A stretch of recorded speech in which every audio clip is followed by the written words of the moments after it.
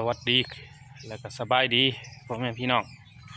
วันนี้บาวีเองก็เก็บภาพบรรยากาศแถวบ้านนอกมาฝากเนาะ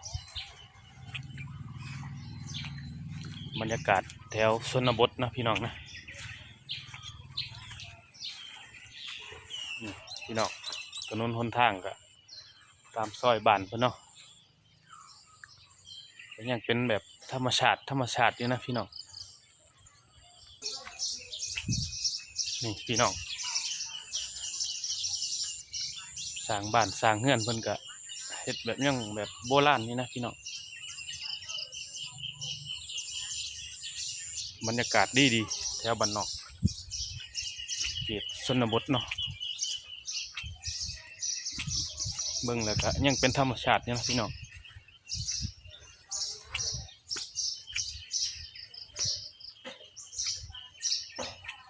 รั้วบ้านซอยบ้านพี่น้องนี่ซอยตามบ้านเพิ่นเนาะมันเป็นแบบธรรมชาติเลยพี่น้อง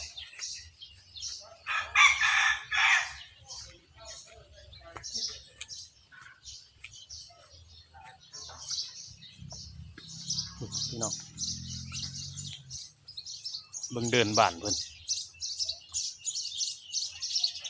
แต่ละบ้านแต่ละหลังนี่เพิ่นอยู่กันแบบห่างๆนะพี่น้อง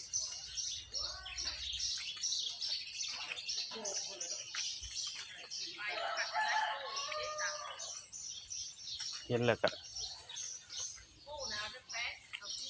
อากาศก็ยังดีพี่น้อง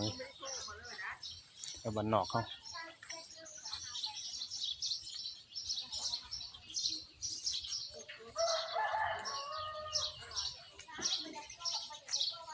แถวชนบท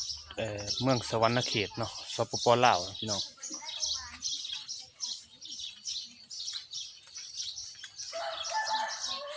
ถือว่าสภาพอากาศดีหลายเพราะว่าช่วงนี้ก็ฝนตกเนาะพี่น้อง